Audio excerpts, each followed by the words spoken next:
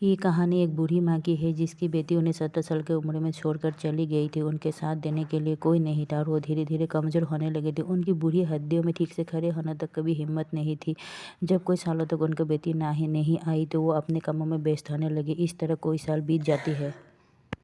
उसके बाद हम देखते हैं उसकी बेटी जो अब 32 साल की हो चुकी थी और उसकी एक बेटा भी था जिसका नाम सांगबो था और वो 7 साल की हो गई थी। बूढ़ी माँ की बेटी 15 साल बाद उसके माँ से मिलने के लिए सांगबो के साथ अपने घर जा रही थी। सांगफू उसकी माँ को बूढ़ी माँ के बारे में पूछती है और बोलता है कि उनकी दादी कैसी है, क्या अब उन्हें ठीक से दिखाई देती है। तब उसकी माँ कुछ नहीं कहती क्योंकि उनको खुद ही पता नहीं था अपनी माँ के बारे में। वो दोनों अपने गांव में जाने वाले बस में बैठते हैं और तब उसे कस में एक आदमी एक मुर्गी को पिंजरे से निकालता है और वो मुर्गी सांगफू की माँ के ऊपर उड़कर उनके कपड़े को गंदे कर देता है। उसके बेटे को ये जगह बिल्कुल पसंद नहीं आती है। सांगफू अपने माँ से घर वापस जाने की जिद करता है, लेकिन वो दांत फटकार कर किसी तरह उसे गांव में अपने माँ के पास ले आते हैं। यहाँ पर हम उसकी माँ को देखती है जो बहुत बुरा हो चुकी है और ठीक से दिखाई और बोल भी नहीं पाती और उनकी सुनने की शक्ति भी बिल्कुल ख़त्म हो चुकी है। उनकी बेटी अपनी माँ से माफ़ी मांगती है क्योंकि इतने सालों में वो अपने माँ से एक दिन भी मिलने नहीं आती है।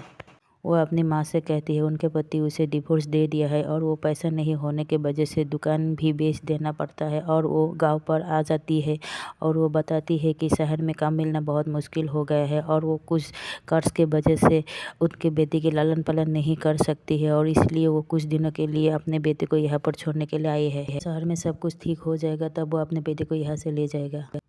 सांभू की माँ सांभू को कहती है अब उसे यहाँ से जाना होगा, पर उसकी माँ उसे इशारा करके कहती है थोड़ी देर आराम करके जाए। पर वो कहती है मैं अब यहाँ और नहीं रुक पाऊँगी, मुझे जाना होगा।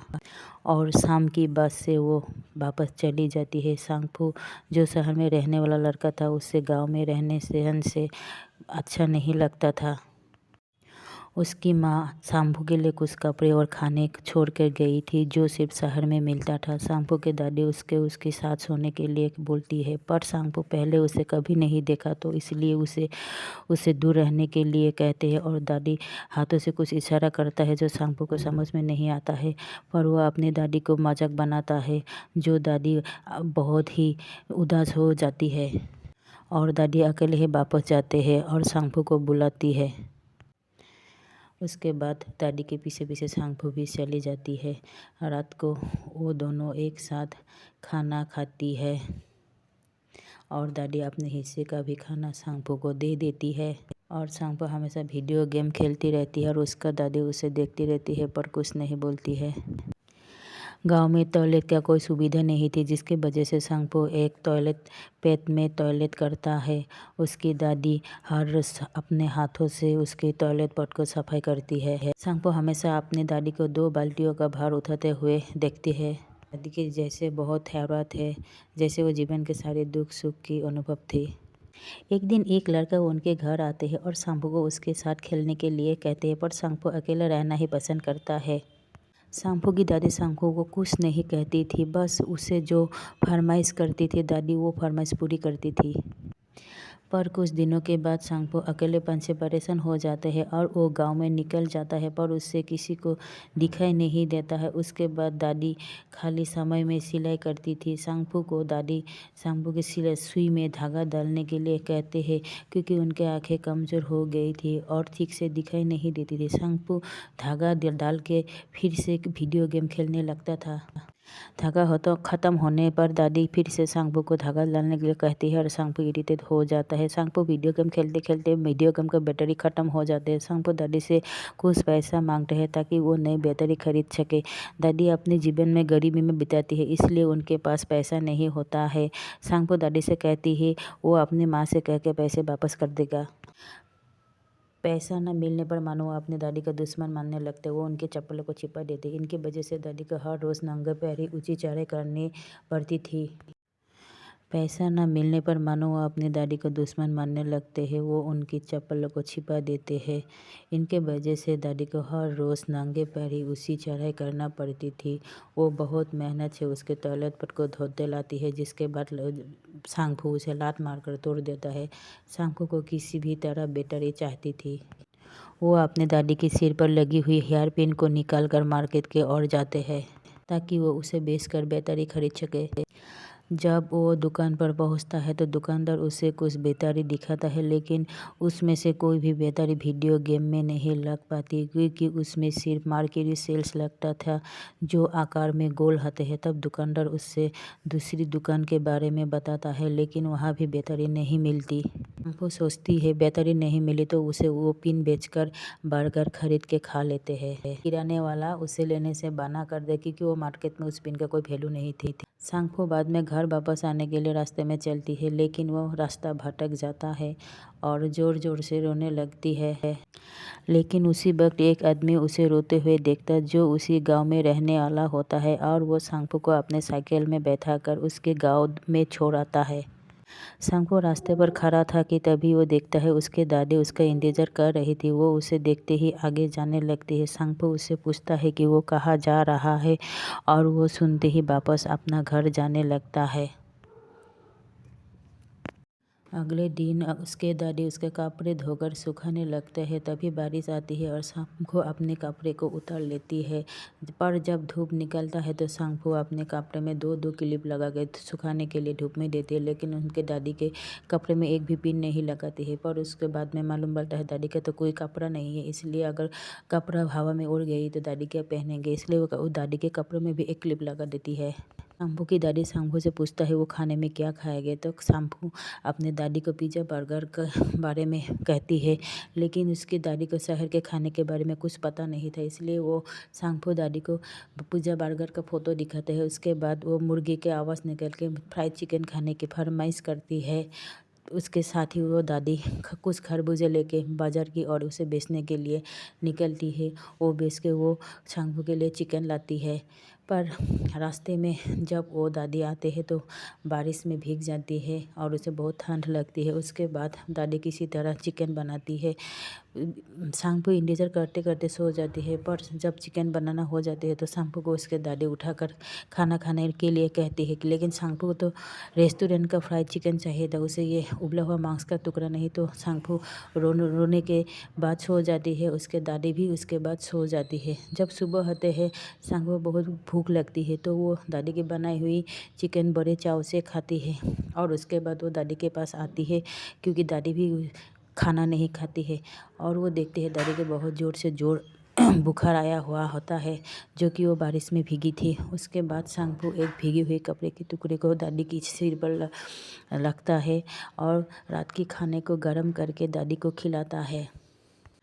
सांगफो देखती है दादी अपने बालों पर हेयर पिन की जगह एक चम्मच को मोड़ कर लगाई हुई है। तब सांगफो अपनी दादी को हेयर पिन दे देता है। उसके बाद वो गांव के नीचे घूमने के लिए आते हैं और देखती है कि एक लड़की खाने के पैकेट को इकट्ठा करके घर घर वाले खेल खेल रही थी। वो उस लड़की से पसंद करने लगती है। अगले दिन सांगफो और उसकी दादी बाजार जाने लगता है, क्योंकि दादी अपने घर पर बनाई ही खरबूजे को बाजार में बेचता है और उस पैसे से कमाई करती है। उस दिन वो बाजार देने वाले बस के बहुत इंतज़ार करते हैं, पर वो बस नहीं आती है और उन्हें बाजार तक पैदल ही जाना पड़ता है। उसकी दादी बाजार में खरबूजे बेच रहा था और सांगफो देख रहा था। और देखते हैं उसके दादी सारे खरबूजे को बेच नहीं पाते, लेकिन उन्होंने कुछ खरबूजे बेचकर पैसा बटोर लिए थे। वो सांगफो को नए जूते दिलवाती है और एक अच्छे होटल में उसका मनपसंद खाना भी खिलाती है, लेकिन वो खुद पैसे बचाने के लिए पानी पी रही थी। वहाँ पर सांगफो एक दुकान देखती है जहाँ पर हर तरह की बेहतरी मिलती है, लेकिन सांगफो को पता था कि सारे पैसे ख़त्म हो चुके हैं, इसलिए वो जिद नहीं करता।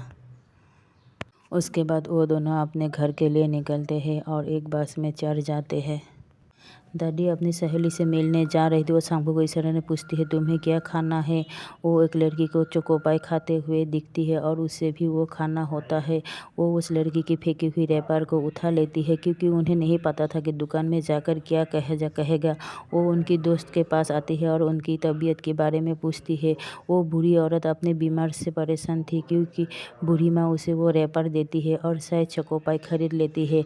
बदले में वो बूढ़ी औरत पैसा नहीं लेता है, तो बूढ़ी माँ उसे कुछ खरबूजे देती है और वो बूढ़ी औरत दादी को फिर से आने के लिए कहती है। और जब दादी वापस बस में आती है तो देखती है सांगफो उस गांव की लड़की के साथ बैठा था। सांगफो दादी से कहते हैं कि वो अकेले ही जाएगा, इसलिए दादी उसके साथ ना आए। दादी बस की बाहर खड़ी थी और दादी सांगफू को कहते हैं कि बसे हुए खरबूजे को अपने साथ ले जाए, क्योंकि उसकी वजन बहुत भारी थी। लेकिन सांगफू उसे ले जाने के लिए मना करती है। इतने देर में बस चल पड़ती है और दादी माँ पीछे रह जाती है। सांगफू उस लड़की के साथ बैठते तो थी, पर उससे बात नहीं करती, क्योंकि वो अपने दोस्त से ही बात कर रही थी। सांगफू अपने घर पहुंच गया था। वो अपनी दादी का इंतज़ार कर रहा था, लेकिन काफ़ी देर इंतज़ार करने के बाद भी वो नहीं आता। वो बस स्टैंड पर जाते हैं, वहाँ बस आते जाते हैं, पर किसी भी बस में उसके दादी नहीं थी। और कुछ देर बाद दादी पैदल आता है देखते हैं, क्योंकि गांव में आने वाला बस वो आखिरी था। बाद में सांगफू को एहसास होता है कि वो कितनी गलत थी। सांगफू खरबूजे के बैग को पकड़ता है। अगले दिन दोबारा वो उस लड़की के साथ खेलने जाता है, लेकिन वो वहाँ पर नहीं थी। वो उसकी दोस्त को देखता है जो कि लकड़ियों के गत्था लेके आ रहा था। सांगफू उससे कहते हैं कि जोर से भागो, तुम्हारे पीछे एक गाय तुम्हें मारने के लिए आ रहा है। ये सुनकर वो लड़का जोर से भागने लगता है, पर आगे जाके वो गिर जाता है। पर जब वो पीछे घूम के देखता है तो वो कुछ नहीं देखता है। उसके बाद सांगफू वहाँ से भाग जाता है। तब उस लड़के को बहुत गुस्सा आता है। वो जाकर वो लड़की से मिलता है, उससे कहती है कि वो उसी के ही ढूंढ रही थी। ये सुनकर वो बहुत खुश होता है और उसके बाद पूरे दिन सिर्फ मुस्कुराता ही रहता है। बाद में वो देखता है कि उसके बाल बहुत बड़े हो गए थे। बड़े बाल उसे पसंद नहीं थे। वो अपनी दादी से कहती है कि उसके बाल थोड़े से छोटे कर दे। दादी माँ उसके बालों को काटना शुरू कर देती है, लेकिन धीरे से सांगफू को नींद आ जाता है और वो सोचता है। थोड़ी देर बाद उसकी दादी उसे उठाती है और देखता है उसकी दादी ने उसके आगे के बाल को बहुत छोटा कर दिया है, जो दिखने में काफ़ी बुरा लग रहा था। वो ज़ोर ज़ोर से रोने लगते हैं। वो अपने सिर को कपड़े से छिपाने की कोशिश करते हैं, लेकिन दादी उसी कपड़े से अपना सामान रखती थी। वो दोनों एक बीमार आदमी के पास आता है। वो यही आदमी था जिसमें सांगफू को खो जाने पर उसे घर तक पहुंचाया था। अब वो आदमी कहता है कि उसे अब मर जाना चाहिए, क्योंकि वो आसपास के आदमी के तकलीफ दे रहा है। दादी उनको हौसला रखने को कहता है और उनको कुछ खाने को सामान देती है। सांगफू अपने सारे खिलौने को इकट्ठा करते हैं बाजार में जाता है। उसकी दादी उसे लिफाफे में वीडियो गेम देता है, लेकिन वो उसे लेने से मना कर देता है, क्योंकि उसमें बैटरी नहीं थी। फिर दादी उसका बैग में रख देता है। वो सारे खिलौनों के बेचकर एक बड़ा सा टेडी बेयर लाता है। रास्ते में वो जब एक बड़ा सा ढलान देखता है तो अपने हाथों से फिसलने के नीचे आने की कोशिश करता है, लेकिन ये खेल उसे बहुत भारी पड़ जाता है। वो गिर जाता है और उसका पैर छिल जाता है और उसके पैर से खून निकलने लगता है। जब वो रास्ते में था तो उसके पीछे एक गाय भागने लगती है, लेकिन वो लड़का उसे बचा लेता है, जिससे पिछले बार उसने परेशान किया था। सांगफू जो वीडियो गेम के पैकेट उसे दिया था, जब वो खोलता है तो वहाँ पर कुछ पैसा थी, जिससे वो वीडियो गेम की बैटरी खरीद सकते हैं। ये देखकर सांगफू बिल्कुल रोने जैसे लगते हैं।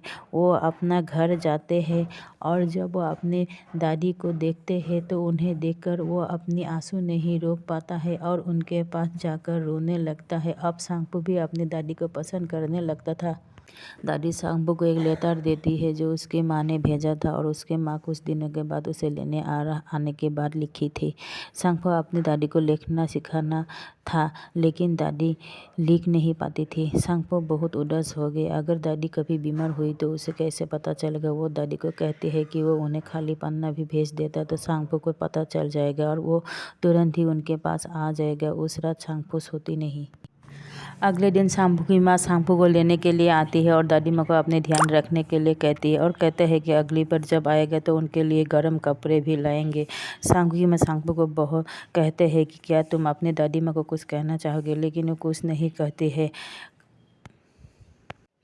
उसकी दादी खिड़की के शीशे में मार के सांपू को बुलाती है, लेकिन सांपू उनके अनदेखा करने की कोशिश करता है क्योंकि वो नहीं चाहता था उसके जाने के बाद उसकी दादी उसे याद करके परेशान रहे। लेकिन जैसे ही बात चलने लगता है तो वो तुरंत ही आके बांस के पीछे दादी को हाथ दिखाता है। सांपू को दादी से प्यार हो गया था, लेकिन दादी को तो किस्मत में अकेला ही रहना लिखा था। वो कुछ बोल नहीं सकती थी, लेकिन उनका प्यार उनके कामों में झलकता था। उन्होंने कभी भी सांपू को परेशान नहीं होने दिया। दादी माँ उनके इसके बाद अकेले ही घर वापस जाते हैं और वो उन्हें दोबारा सांपू के आने के इंतज़ार करते हैं। अकेले जीवन में कितना था और हमें कहानी के अंत तक नहीं पता चला कि दादी माँ अपने हाथों को फिरो के क्या कहना चाह रही थी, और यहीं पर ये कहानी ख़त्म हो जाती है। ये मूवी 2002 में रिलीज़ हुई थी और ये फिल्म उस समय के सबसे